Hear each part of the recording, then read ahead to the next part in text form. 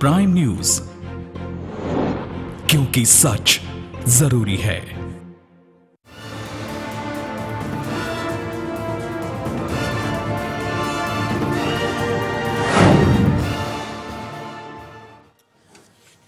बहुत स्वागत है आप सभी का प्राइम न्यूज में। वक्त है बड़ी बहस का। तो उत्तराखंड सरकार का एक ऐसा फैसला जो सरकारी विभागों में काम करने वाले कच्चे कर्मचारी यानी कि जो परमानेंट नहीं है उनके लिए दो बड़ी राहत सरकार लेकर के आई है। एक ये कि आयु की समय सीमा में कटौती की गई है, दूसरा ये कि वेटेज मार्क्स अनुभव के आधार पर उनको दिया जाएगा। यह फैसला एक सौगात की तरह है उन लोगों के लिए, मगर इस फैसले के बाद में किस किस्म का असर पड़ेगा, इस फैसले के खिलाफ क्या विपक्षी दल या दूसरे कुछ दल हैं या फिर उनकी प्रतिक्रियाएं क्या हैं, मगर क्या यह फैसला ले लेने से जो समस्याएं अब तक चली आ रही थी, इन लोगों की जो मांगे थी उसकी भरपाई हो जाएगी, संतुष्टि हो जाएगी। इन तमाम चीजों पर हम चर्चा करेंगे, मगर शुरुआत अपने मेहमानों की तरफ चलें उससे पहले इस रिपोर्ट से करते हैं।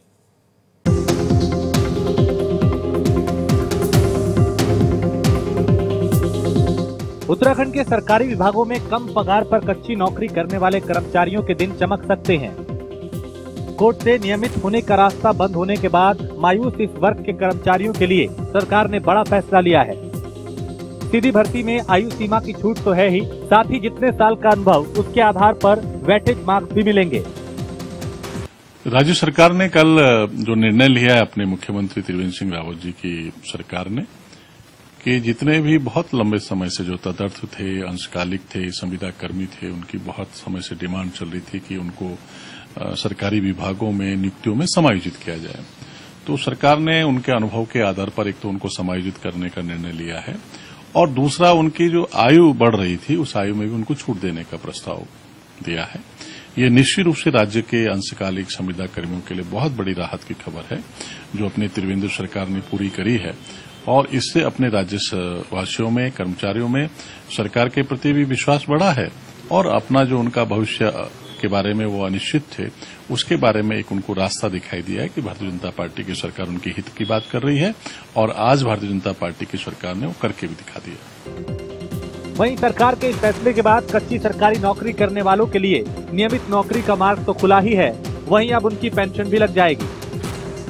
लेकिन डिग्री लेकर रोजगार की तलाश कर रहे युवाओं के लिए ये किसी झटके से कम नहीं, क्योंकि भर्ती होगी तो अनुभव ना होना उन्हें पीछे कर देगा और उम्र पार कर दी तो पात्रता खो देंगे। जो कुछ भी हो, लेकिन चुनावी साल में बीजेपी ने हजारों अनियमित कर्मचारियों को तो रिझा ही दिया। बहुत लंबे समय से लोग लगे हुए थे और सरकार बहुत बेहतर काम कर रही है, कर्मचारियों के बारे में चिंता कर रही है और लगातार उसको काम हो रहा है। एक तरफ ये फैसला संविदा दैनिक वेतन भोगी कर्मचारियों के लिए सौगात है, तो वहीं दूसरी तरफ बेरोजगारों के ऊपर सरकारी हकमारी भी है। तो चुनावी साल में इससे नफा और नुकसान दोनों हो सकते हैं। देहरादून से राजीव रावत, प्राइम न्यूज। तो क्या इस फैसले के बाद में बेरोजगार युवाओं के हक पर एक तरीके का प्रहार है, क्योंकि इस किस्म की भी बातें कुछ उठ रही हैं, मगर जब चुनावी साल में कोई बड़े फैसले लिए जाते हैं तो फिर उस पर भी अपने आप में सवाल उठने लगते हैं राजनीतिक गलियारों से लेकर के आम लोगों के बीच में। कई खास मेहमान हमारे साथ इस वक्त इस चर्चा में शामिल होने के लिए जुड़ चुके हैं, उनका तारुफ आपसे करा देते हैं। अभिमन्यु कुमार जी हैं प्रदेश प्रवक्ता और वरिष्ठ नेता भारतीय जनता पार्टी के, साथ में हेमंत रावत जी हैं प्रदेश महासचिव कर्मचारी महासंघ के, और गिरीश रावत जी हैं प्रवक्ता बेरोजगार संघ के। आप सभी लोगों का शुक्रिया के साथ में स्वागत है। शुरुआत में अभिमन्यु कुमार जी आपसे ही करना चाहूंगा कि सरकार का इस फैसले के पीछे क्या क्या मंशा और क्या क्या वजह?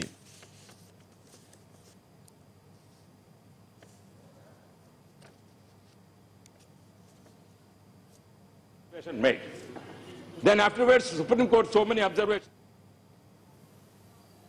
देखिए, ये गुड गवर्नेंस जहां तक हम बात करते हैं जी, तो उसके लिए दो फैक्टर बड़े जरूरी हैं जी। एक तो पॉलिसी ड्राइवन स्टेट और रूल ऑफ लॉ जी, और इसके साथ साथ तेज विकास के लिए भी उतने ही जरूरी फैक्टर हैं सामाजिक समरसता और सामाजिक सौहार्द। बिल्कुल।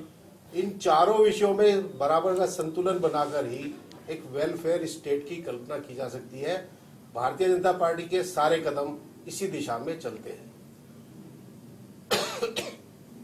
आज जो ये बड़ा फैसला लिया गया है ये भी उसी दिशा में है, क्योंकि जो हम विनियमितीकरण नियमावली 2016 लाए थे उस पर हाई कोर्ट ने रोक लगाई जी। तो उसमें से अब रास्ता निकालना था, तो उसके रास्ता निकालने के लिए एक समिति बनी जिसका अब नियमावली बना दी है, जिसमें हमने इसके जो वेटेज पॉइंट और उम्र में छूट उनको दे दी गई है।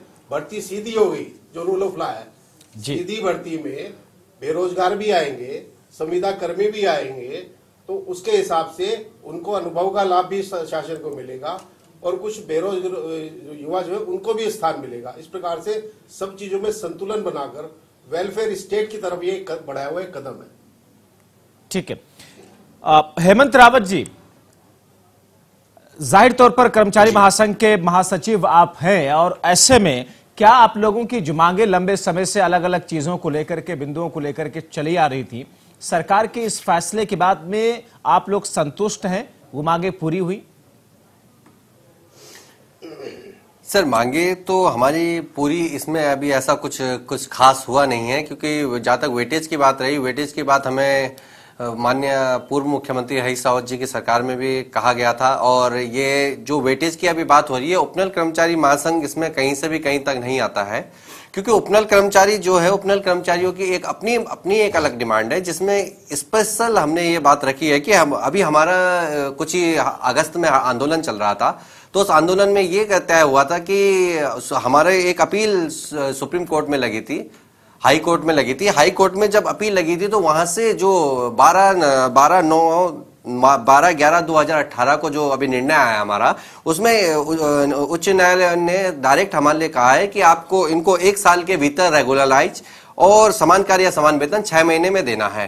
तो अब हमारे सामने ये अगर बात रखी जाती है कि वेटेज की, तो फिलहाल तो हम इस वेटेज के दायरे में नहीं आते हैं, और इसमें अगर हम आते भी हैं तो ये तो हमारे लिए नुकसानदायक है, हमारे लिए फायदेमंद तो हो ही नहीं सकता है, क्योंकि हमने तो अपनी जिंदगी के 10-12 साल इसको दे चुके हैं।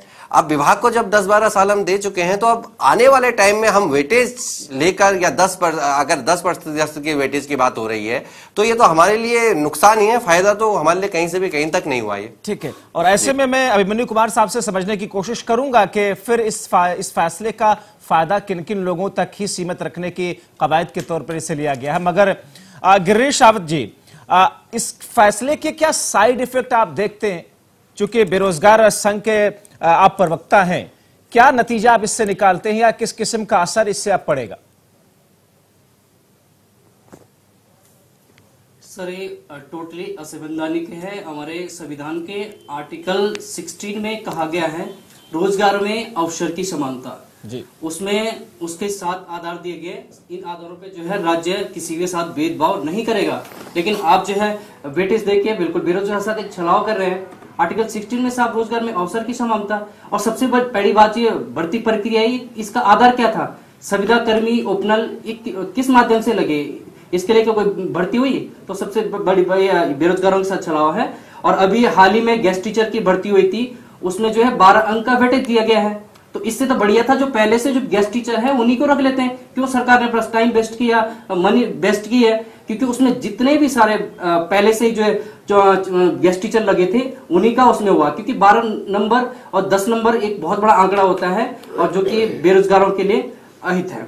जी, तो फिर ऐसे में अभिमन्यु कुमार साहब, मैं आपकी तरफ आना चाहूंगा। संतुष्ट तो दोनों वर्ग नहीं है, चाहे कर्मचारी महासंघ के लोग हों या फिर बेरोजगार संघ है, दोनों ही इस फैसले पर सवाल उठा रहे हैं।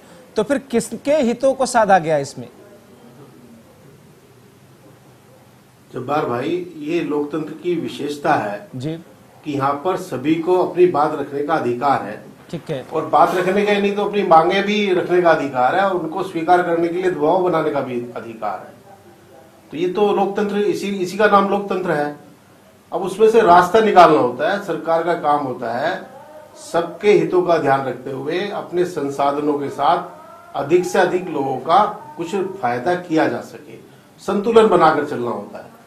तो देखिए, सरकार ने तो नियमित कर ही दिए थे, संविदा कर्मी नियमित कर दिए थे, लेकिन हाईकोर्ट में जाकर हाईकोर्ट ने रोक लगाई। सबसे बड़ी अब इसका उसमें से रास्ता निकालने का सरकार ने किया। आधार नगरी का आधार क्या है? सर अभिमन्यु कुमार जी, आधार सरकार क्या को लगेगा तो इसका? ये पता था कि हाईकोर्ट इस पर रोक लगा देगी। सरकार को तो ये पता था कि हम ऐसा कर रहे हैं, जरूर एक मैसेज देने की कोशिश है, लेकिन कोर्ट में ये टिक नहीं पाए। ये कहना जाती होगी जी कि सरकार को ये पता था कि ऐसा नहीं है। लोकसभा चुनाव को ध्यान में रखकर ये डिसीजन लिया गया है। अपने लोगों की मांग को भी ध्यान में रखते हुए और उसकी आवश्यकता को भी ध्यान में रखते हुए कुछ निर्णय लेती है। लेकिन ये कोर्ट में क्या होता है, इंटरप्रिटेशन ऑफ द लॉ होता है। ठीक है, लेकिन आखिर बात तो कोर्ट की ही मानी जाएगी, जो भी उनका इंटरप्रिटेशन है। वहां पर पक्ष विपक्ष दोनों रखते हैं, अपनी बात रखते हैं। सरकार ने भी अपनी बात रखी, बाकी ने भी अपनी बात रखी, निर्णय उसको हाईकोर्ट ने किया। तो हाईकोर्ट क्या ने इसका जो एक निर्णय पहलू लिया, ये भी है, क्या इसका एक पहलू ये भी है कि सरकार ने अपनी बातों को सही से मजबूती के साथ में सरकार पक्ष नहीं रख पाई, जिसकी वजह से दूसरे पक्ष को फायदा हुआ और हाईकोर्ट लगाया जा सकता है, अपना फैसला लिया। देखिए ये बहुत जब्बार भाई, ये कहना बड़ा आसान है। आखिर सरकार अपनी बात मजबूती से क्यों नहीं रखेगी? कोर्ट में हारना क्या किसी को अच्छा लगता है क्या? लेकिन जब दो पक्ष जाएंगे तो एक की जीत होगी, एक की हार होगी, ये निश्चित है। लेकिन यहां पर अगर सरकार रुक जाती, सरकार तो नहीं रुकी, उसने उसके प्रकाश में एक रास्ता निकाला है। एक कैबिनेट बैठी, उन्होंने एक समिति बनाई, तो समिति ने जो अपना निर्णय लिया है उसके आधार पर अब सीधी भर्ती होंगी और उसमें बेरोजगार भी आमंत्रित है, उनको भी नौकरी मिलेगी। और जो अनुभवी लोग हैं जिन्होंने कुछ समय उसकी समाज की सेवा में लगाया है, तो उनको भी कुछ उनका एक फॉर्मूला बना दिया, उसके आधार पर उनको भी वेटेज मिलेगा। तो इस प्रकार से एक संतुलन साधने का काम किया है, जो सरकार का होता है। सरकार का यही काम है कि सभी वर्गों में ठीक है एक समानता लाने का, सामाजिक समरसता, ठीक है सामाजिक समरसता और एक समानता लाने के प्रयास और कोशिशें करें। मगर सीधी भर्ती में आयु सीमा में छूट और अनुभव के आधार पर वेटेज मार्क्स, इसका फायदा क्या मिलेगा इन लोगों को, और क्या ये फायदा काफी है? अभिमन्यु कुमार जी जरा समझाइएगा इसको, क्योंकि जो लोग देख रहे हैं, जो लोग इससे जुड़े हुए, उनको कैसे इसका फायदा मिलेगा? फायदा, हाँ बिल्कुल, बड़ा अच्छा प्रश्न है। ये क्या होता है कि जब एक आदमी काम कर रहा है तो काम करते करते उसकी आयु तो बढ़ेगी ना। ठीक है, तो अब सरकार सीधी भर्ती में आयु की सीमा है, तो अगर वो काम करते करते उसकी आयु सीमा पार कर जाती तो वो अप्लाई नहीं कर सके, उसको उसमें एंटर ही नहीं हो पाएगा। तो उसको उन्होंने खत्म किया है संविदा कर्मियों के लिए। दूसरा क्या है, उसका जो अनुभव है उसका भी उन्होंने फिक्स कर दिया है कि प्रति वर्ष 1.5 पॉइंट का उसको अंक मिलेगा अनुभव का उसका, और मैक्सिमम भी तय कर दिया है, 10 अंकों से ज्यादा नहीं मिलेगा। तो एक रास्ता निकाला है, तो इसमें ताकि संतुलन बना हुए इतनी अच्छी खासी लंबी तादाद ऐसे लोगों की है, तो फिर बाहर से भर्तियां कैसे संभव हो सकेगी? जो लोग जो बेरोजगार हैं, जो आवेदन करते हैं, फिर उनके लिए तो कंपटीशन बढ़ेगा। इसका एक पहलू तो ये भी हुआ, उसी पहलू से एतराज कर रहे हैं लोग। ये अंदर बाहर की बातें करना, इसका मतलब क्या है? आखिर आज जो संविदा कर्मी है जिनको ये वेटेज में छूट दी गई है, वेटेज पॉइंट की छूट दी गई, आयु सीमा की छूट दी गई है, कभी ये भी बेरोजगार थे। तो ऐसा नहीं आज जो बेरोजगार ये भी कभी कर्मी बनेंगे। तो ये तो चलता रहता है, समाज में आदान प्रदान होता रहता है। मगर फिर इस प्रकार गिरीश रावत के विभेद करना, फिर गिरीश रावत के जो सवाल है, अच्छा नहीं है। गिरीश रावत के जो सवाल है, रखना चाहिए, इंतजार करना चाहिए जी। इसका अर्थ यही है कि सरकार के ध्यान में सभी वर्गों का हित है। ठीक है, मगर निर्णय लेती है। मगर जिस सेक्शन को गिरीश रावत जिस सेक्शन को यहाँ पर उनकी तरफ से बातें रख रहे हैं, क्या उनके एतराजात, उनके सवालात या उनकी मुश्किलें जो हैं वो बेमानी सी हैं? मेरे से पूछो। जी आप ही से, अभिमन्यु कुमार जी। जब मेरे से पूछा है? जी गिरीश रावत जी का संघ तो इस बात की मुखालफत कर रहा है। मुकम्मल जहां, ठीक है, किसी को मुकम्मल जहां नहीं मिलता। ठीक है, एक बड़ी पुरानी कहावत है। ठीक है गिरीश रावत जी, क्या इस कहावत को सुन लेने से संभव है नहीं, कभी भी आप और कोई भी संभव नहीं कर सकता, कोई भी। तो इसलिए थोड़ा सा धैर्य रखने की आवश्यकता है, थोड़ा कष्ट। ठीक है गिरीश रावत जी, मैं आ रहा हूं आपके पास में। हेमंत रावत जी, मैं आऊंगा आपके पास में। मगर गिरीश रावत जी, समाज से उसके संसाधन आते हैं जी। अभिमन्यु कुमार साहब कह रहे हैं कि साहब किसी को मुकम्मल जहां नहीं मिलता, किसी को जमीन तो किसी को आसमान नहीं मिलता, आपको इंतजार करना होगा, धैर्य रखना होगा, सब कुछ एक साथ नहीं मिल जाता। गिरीश रावत जी। सर सबसे बड़ी बात है, उत्तराखंड में जो है काफी लंबे समय से कोई भर्ती नहीं आ रही है, पहले तो भर्ती नहीं हो रही है, यदि कोई भर्ती होगी तो उसमें जो है उपनल कर्मी लगेंगे या कोई आउट संविदा वाले लगेंगे। तो सबसे पहली बात है सर, ये संविदा और उपनल आए कहां से? इनका आपने लगाने का वो क्या था आपका मानक? आपने ऐसी कोई ओपन भर्ती निकाली या आपने उसके लिए कोई विज्ञप्ति निकाली? ये कैसे इतने बड़े महासंगठन बन गया? अभी भी आप लगा रहे हो और उसके बाद बड़ी मुश्किल से भर्ती आ रही है। हम 4, 5, 6 सालों से यहाँ भर्ती का इंतजार कर रहे हैं। उसके बाद यदि भर्ती आएगी तो इनमें जो है 10 नंबर का एक बहुत बड़ा आंकड़ा होता है सर। यहाँ पॉइंट से कंपटीशन होता है और इतनी सीमित सीटें आती हैं, तो सीमित सीटों में ये 10 नंबर का बहुत बड़ा अंतर होगा। और मुझे नहीं लगता अभी मैं उसका हालिया उदाहरण आपको गेस्ट टीचर का दे रहा हूँ सर। गेस्ट टीचर में जो है अभी 12 नंबर का वेटेज दिया गया है। 12 नंबर का वेटेज सर, दूर दूर तक कोई भी बेरोजगार कंपटीशन नहीं रहा, सारे बेरोजगार अभी उस लाइन में है, कोई किसी का भी नहीं, जो पहले से लगे थे उन्हीं का हुआ है सर। तो ये बेरोजगारों के साथ बहुत बड़ा धोखा है। और हम जो है पिछले 1 साल से लगातार कंटिन्यू धरना प्रदर्शन कर रहे हैं। अभी पंजीकरण की जो बात है उसके लिए भी आंदोलन कर रहे हैं, भर्ती निकालने के लिए आंदोलन कर रहे हैं। सरकार हमसे बातचीत करने के लिए तैयार नहीं है। सरकार को इसका जो है दूरगामी परिणाम भुगतना पड़ेगा, क्योंकि सरकार ने जिस उससे सरकार जब हम उसमें आई, सत्ता में आई थी, जो हमसे वादे किए गए थे, हम 6 महीने के अंदर में जो है जितने भी रिक्त पद पड़े हैं उनमें वैकेंसियां निकाली गई। आज हम सब सरकार को वो चीजें याद दिलाते हैं तो सरकार हमसे बात करने के लिए तैयार नहीं है। ठीक है, मगर हेमंत रावत जी, सरकार के इस फैसले को अगर देखा जाए निष्पक्ष तरीके से तो कहीं ना कहीं कुछ लोगों के लिए तो फायदेमंद तो है ही है ना, कम से कम उस स्तर की सराहना कर सकते हैं। नहीं सर, मैं फिर से वही बात दोहराऊंगा कि मैं फिर से वही बात दोहराऊंगा कि फायदेमंद कहां से हो गया। जिस आर्टिकल की बात हमारे गिरीश राउत जी कर रहे हैं 16 की, तो मैं एक चीज उसमें क्लियर कर देना चाहता हूं कि जो हम आउटसोर्सिंग भरे गए हैं या आउटसोर्सिंग से लगाए गए कर्मचारी हैं, हम लोग भी कहीं बाहर से नहीं आए। इसके एक हमारा उपनल में इसका ऐड आता है, इसका ऑनलाइन ऐड आते हैं, हमारे इंटरव्यू होते हैं बकायदा उपनल में से हम सेलेक्ट होकर फिर विभाग में हमारे इंटरव्यू होते हैं। फिर विभाग में हमारे साथ जब हम विभाग में जाते हैं तो 3 लोग करीबन हमारे साथ होते हैं और उन 3 लोगों में से 1 का चयन करने की जिम्मेदारी वहां के संबंधित अधिकारी की होती है। लेकिन आज हमारी परेशानी यह आ गई है कि अगर हम 10 नंबर के वेटेज की बात करें तो 10 नंबर का वेटेज का हम करेंगे क्या? आज हमारी कंडीशन ये हो गई है, क्योंकि बेरोजगार संगठन की अपनी बात, हम उनकी बात टालेंगे नहीं, उनकी बात अपनी जगह एकदम ठीक है, लेकिन हम कहां जाएंगे? आर्टिकल 16 की जिनकी इन्होंने बात की है, अगर हमारे प्रदेश में आर्टिकल 16 की अगर बात करते हैं तो क्या सरकार ने आउटसोर्सिंग एजेंसी खोली क्यों है? आज आउटसोर्सिंग एजेंसी के थ्रू हमें रखा गया है। हमारे साथ एक चीज नहीं है, हमारे साथ सबसे बड़ा माइनस पॉइंट ये है कि हमारी तो सैलरी भी हमें 8,000 और 10,000 दी जाती है, जबकि परमानेंट कर्मचारी जो हमारे साथ कार्य करने वाले हैं उनके करीबन 40,000 रुपए सैलरी है। उसमें भी अगर हम उस विषय को भी अगर हम छोड़ देते हैं तो अगर 10 नंबर के वेटेज की अगर आज हम बात करते हैं, हाँ आखिर हम इस 10 नंबर के वेटेज का करेंगे क्या? हमारे साथ के जितने भी कर्मचारी, अगर जहां तक अभी प्रवक्ता साहब ने बोला है, मैं एक चीज कहना चाहूंगा कि अगर हम इनके साथ कंपटीशन करेंगे तो करेंगे किस बेसिस पे? आज के टाइम पे मैं स्वास्थ्य विभाग का कर्मचारी हूं, मुझे कार्य करते करते करीबन 9 साल हो चुके हैं। अब 9 साल में मैंने स्कूल छोड़े हुए मुझे करीबन नहीं भी तो करीबन 12-13 साल हो चुके हैं। आज मैं कंपटीशन की रेस में 10 नंबर लेकर करूंगा क्या? अगर वो मेरे से जो क्वेश्चन हम देने जाएंगे या जो हम पेपर देने जाएंगे, क्या वो मेरे विभाग के पेपर होने वाले हैं? क्या मेरे विभाग से संबंधित पेपर होने वाले? नहीं। अगर वो हमारे से संबंधित पेपर नहीं होने वाले तो हम वेटेज का करेंगे क्या? तो आगे सबसे बड़ी बात ये है कि हमें 10 साल से, ठीक है, आप लोगों की इसका सॉल्यूशन देखिए हमारे हिसाब से तो देखिए, जो अभी उपनल कर्मचारियों के लिए न्यायालय ने जो डिसीजन दिया है कि 1 साल के अंदर नियमित किया जाए और समान कार्य समान वेतन दिया जाए।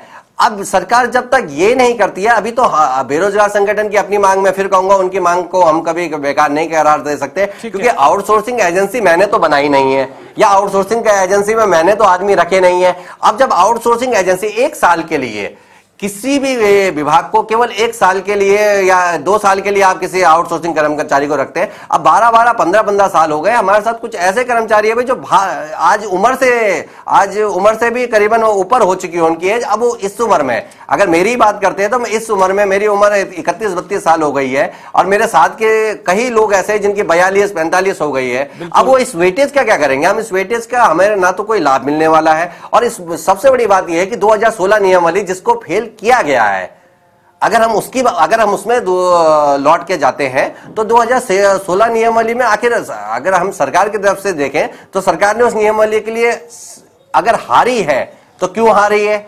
दूसरी नंबर, अगर हमारी आउटसोर्सिंग कर्मचारियों की बात होती है तो आउटसोर्सिंग कर्मचारी आ जाए इस जॉब में, जिस जॉब में मैं कार्यरत हूं उसमें अपना हक क्यों ना जताऊं। 10 साल मुझे कार्य करते हो गए हैं, 8-9 साल, 10 साल, 11-12 ऐसे कर्मचारी भी हमारे साथ हैं जो अभी 14-14 साल उन्हें काम करते हो गए। वो इस उम्र में कहाँ जाएंगे? हम तो सरकार से सबसे पहला क्वेश्चन हमारा यही है और कि हम पहले तो वेटेज के दायरे में आ ही नहीं सकते। कई अलग अलग राज्यों में ये सारी समस्याएं हैं जिससे लोग जूझ रहे हैं। जी अभिमन्यु कुमार जी, मैं आपकी तरफ आता हूं, मगर गिरीश रावत जी, क्या ये नहीं सर, मैं यही कहना चाह रहा था सर कि अगर ये समस्या है, ये समस्या छोटी नहीं, बहुत बड़ी समस्या है। हमारे साथ सबसे बड़ी समस्या ये है कि हम इस उम्र में ना तो हम क्वालिफाई करने के लायक रहे। अब क्वालिफाई करने, चलिए हम क्वालिफाई कर भी लेते हैं तो किससे करेंगे क्वालिफाई? हमारे सामने कौन रहेगा? मेन विषय तो ये है ना कि हमारे सामने एक यंग यूथ वो रहेगा जो अभी कॉलेज से, कोचिंग सेंटर से कोचिंग लेके आए हैं, और हम लोग जो विभागों में अगले 10 साल से काम कर रहे हैं, हम लोगों का क्या भविष्य है? हम तो राज्य सरकार से पहले ये चाहेंगे जो उपनल के लिए अभी नैनीताल कोर्ट ने दिया है उसको सबसे पहले तो उसको लागू किया जाए। ठीक है गिरीश रावत जी, क्या बेरोजगार संघ क्या मानता है कि जो ये व्यवस्था है आउटसोर्सिंग की, वो व्यवस्था ही दरअसल लचर है? दरअसल उस व्यवस्था को होना ही नहीं चाहिए था, सीधे तौर पर सबकी भर्तियां होनी चाहिए थी। क्या आप लोग मुख्य तौर पर अब मांग करते हैं और क्या सोचते हैं? बिल्कुल सर, हम पिछले साल से हमारी जो मांग, सबसे प्रमुख मांग है, इस व्यवस्था को समाप्त किया जाए।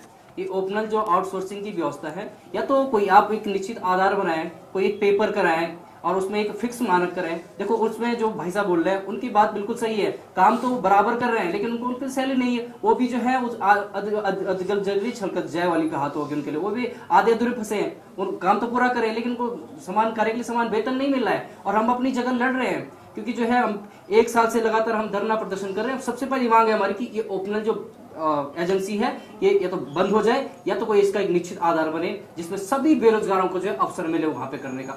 अब सैलरी आप जितनी मर्जी उतनी रखिए लेकिन अवसर सबको मिले चाहिए। हम बेरोजगार संगठन अवसर मांग रहे हैं अपना। पहली बात, उत्तराखंड में जो भर्ती बड़ी मुश्किल से हो रही है, अवसर नहीं मिल रहा है। अब अभी जो लड़का भी 20-21 साल का जनरल कैटेगरी में है और वो अभी पुलिस की भर्ती का 2 साल से इंतजार कर रहा है, और वो भर्ती अगर 2 साल बाद आती तो उसकी तो उम्र निकल गई है, वो भी तो इस इंतजार में। ये एक बड़ी समस्या है क्योंकि या तो अवसर नहीं है रोजगार के, या अवसर है तो उनकी भर्तियों का प्रावधान कई दशकों तक पड़ा रहता है, भर्तियां हो नहीं पाती हैं, और फिर ऐसी स्थिति में आउटसोर्सिंग और सीधे तौर पर जो भर्तियां होती है उसके बीच में कहीं ना कहीं अटक करके फंस करके युवा रह जाता है। 1 तारीख से, ठीक है, 1 तारीख से सर आयोग के बाहर धरना प्रदर्शन कर रहे हैं। इतनी कड़कती हुई ठंड में सरकार को अभिमन्यु कुमार जी तैयार नहीं, बात करने के तैयार नहीं है।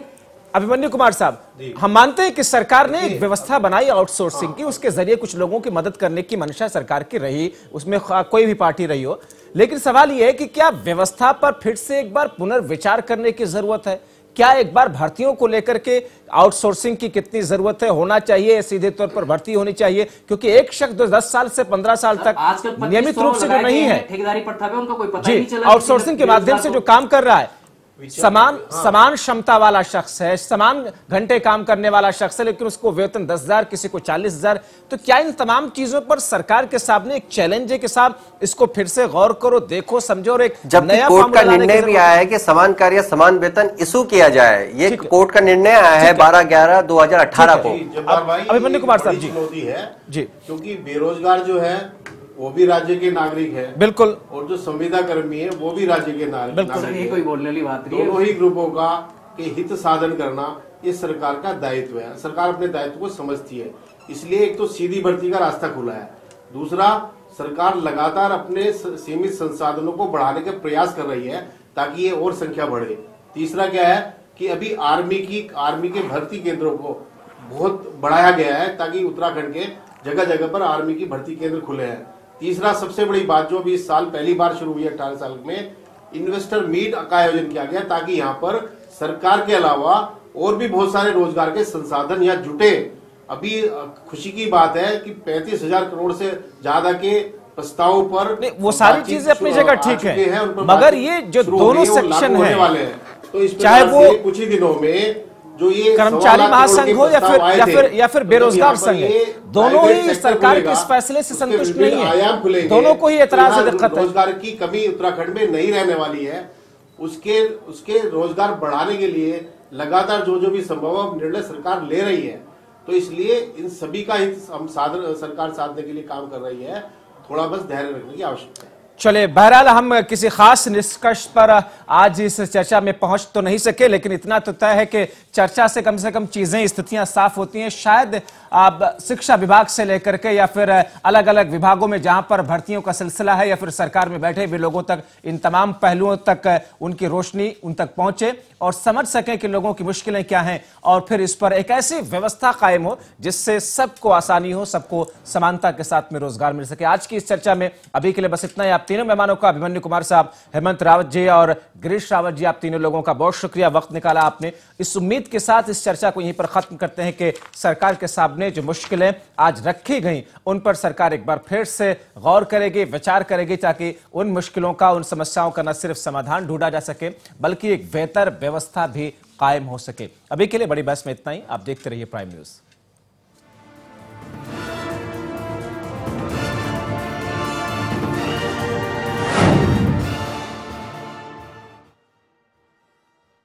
मंत्रा फेस क्रीम में है 12 खास आयुर्वेदिक जड़ी बूटियां जो स्किन में अब्सॉर्ब होके उसे अंदर से निखार देती है ताकि फेस रहे ब्राइट और स्किन भी हो टाइट। रूप मंत्रा आयुर्वेदिक फेस क्रीम, ये कोई कॉस्मेटिक नहीं।